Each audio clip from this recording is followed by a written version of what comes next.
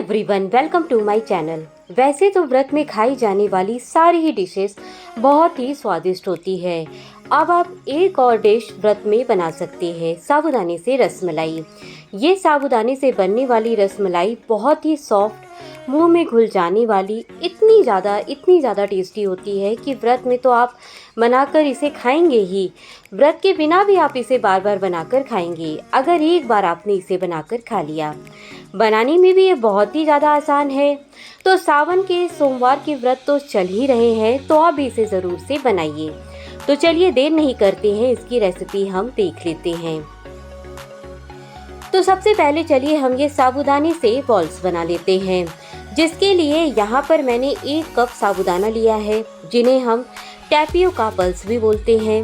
तो साबूदाना यहाँ पर मैंने सबसे छोटे साइज़ का लिया है। साबूदाना 3 साइज़ के आते हैं, एक सबसे बड़ा, एक मीडियम साइज़ का, जिसका यूज़ हम सबसे ज़्यादा करते हैं खिचड़ी बनाने के लिए या साबूदाना बड़ा बनाने के लिए। पर इस रेसिपी में हमें छोटे साइज़ के साबूदाने का ही यूज़ करना है। अब हम इस साबूदाने को एक बड़े बोल में डालकर 3 से 4 बार पानी से अच्छे से वॉश कर लेंगे, क्योंकि साबूदाने में काफ़ी डस्ट होती है, साबूदाने में काफ़ी स्टार्च भी होता है। तो इसे अच्छे से 3 से 4 बार रगड़ कर धोना बहुत ज़रूरी होता है।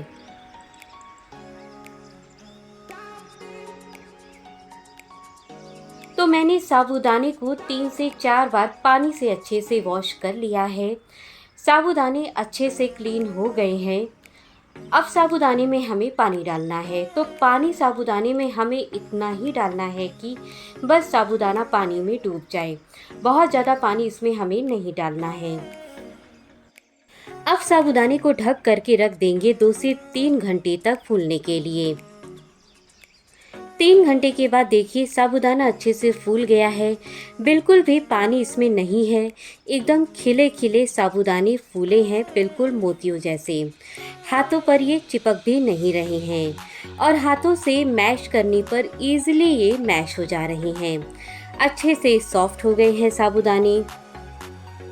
तो अब इस साबूदाने में मैं पीसी हुई चीनी डाल रही हूँ।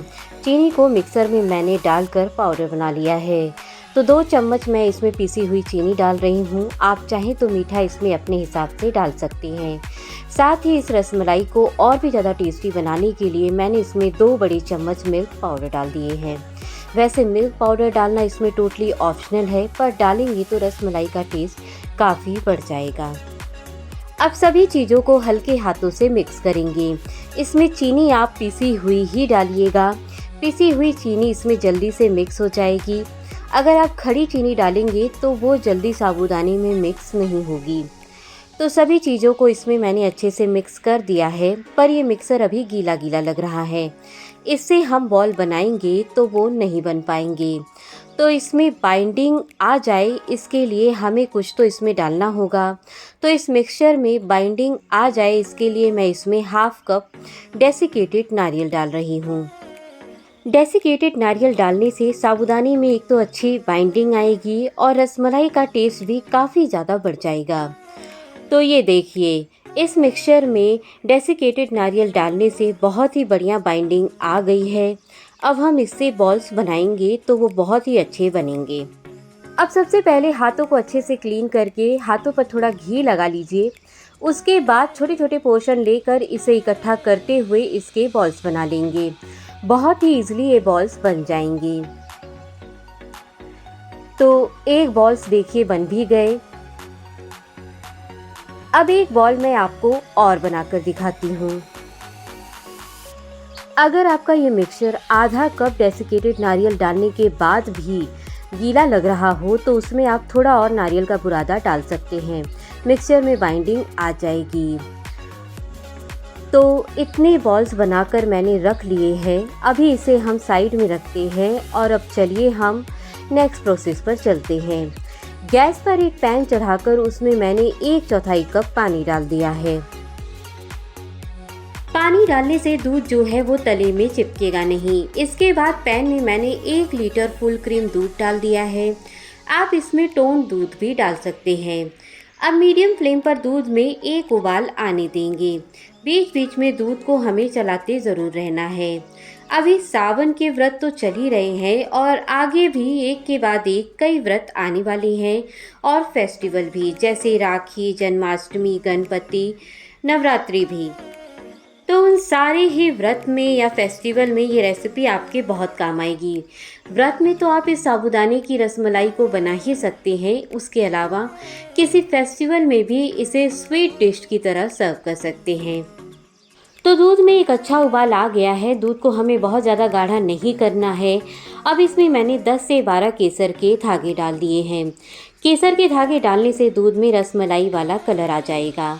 साथ ही इसमें मैंने 4 से 5 चम्मच चीनी डाल दी है। चीनी हमने साबूदाने में भी डाली थी, तो उसी हिसाब से आप इसमें चीनी अपने स्वाद अनुसार डालिएगा। अब धीमी आंच पर चलाते हुए 4 से 5 मिनट तक दूध को हमें और पका लेना है। अगर आपके पास केसर के धागे ना हो तो आप इसमें चुटकी भर फूड कलर भी डाल सकते हैं या फिर इसे पूरी तरह वाइट भी बना सकते हैं। तो दूध को पकाते हुए मुझे 5 मिनट अब हो गए हैं। दूध का कलर भी चेंज हो गया है।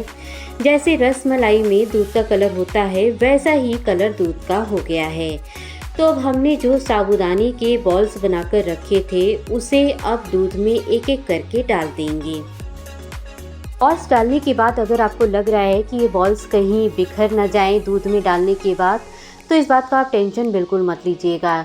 ये बॉल्स बिल्कुल भी दूध में नहीं बिखरेंगे। जैसे ही गर्म दूध में साबूदाना जाता है वो तुरंत सेट होने लगता है। डालने के बाद तुरंत इन बॉल्स को आपको बिल्कुल भी छूना नहीं है। लगभग 4 से 5 मिनट तक इसे दूध में मीडियम फ्लेम पर पकने दीजिए। 5 मिनट के बाद हल्के हाथों से इसे चलाएंगे। साबूदाना बॉल्स जब पक जाते हैं तो वो तैरकर ऊपर आ जाते हैं और साबूदाने ट्रांसपेरेंट दिखने लगते हैं। अब आप देखिए साबूदाना बॉल्स कितने अच्छे से ऊपर तैर रहे हैं और साबूदाना बॉल्स भी ट्रांसपेरेंट दिख रहे हैं। तो इसका मतलब है कि साबूदाना बॉल्स अंदर तक अच्छे से पक गए हैं। और आप ये देखिए, मैं साबूदाना बॉल्स को आपको पास से दिखाती हूँ। साबूदाना बॉल्स अच्छे से पक गए हैं और बहुत ही सॉफ्ट भी लग रहे हैं। तो साबूदाना रसमलाई बनकर तैयार है। तो अब मैंने इसमें आधा टीस्पून इलायची पाउडर डाल दिया है और थोड़े से बारीक कटे हुए काजू, बादाम और पिस्ता मैंने इसमें डाल दिए हैं। आपको जो भी ड्राई फ्रूट्स पसंद हो आप इसमें डाल सकते हैं या फिर बिना इसके भी इसे बना सकते हैं। अब चलाएंगे और इन्हें अच्छे से इसमें मिक्स करेंगे। तो अब हमारी साबूदाना रसमलाई बनकर तैयार है। अब साबूदाने को हमें और नहीं पकाना है और दूध को भी हमें और गाढ़ा नहीं करना है, क्योंकि दूध ठंडा होने के बाद और गाढ़ा होगा। इसे आप फ्रिज में रखकर ठंडा करके खाइए या फिर इसे बारिश के मौसम में गरम गरम खाइए। दोनों ही तरह ये बहुत ही टेस्टी लगते हैं। तो चलिए इसे हम सर्व करते हैं। इसे आप व्रत में बनाकर खाइए या फिर आने वाले फेस्टिवल में भी स्वीट डिश की तरह बनाइए और फेस्टिवल को एंजॉय करिए और लोगों की ढेर सारी तारीफ़ें बटोरिए और पैसे भी बचाइए। तो हमारी बहुत ही टेस्टी साबूदाना रसमलाई रेडी है सर्व करने के लिए। बहुत ही सॉफ्ट, मुंह में घुल जाने वाली ये रसमलाई बनकर तैयार हुई है। बहुत ही आसानी से ये रसमलाई बनकर तैयार हो जाती है और केवल 1 कप साबूदाने से इतनी ढेर सारी रसमलाई बनकर तैयार हो गई।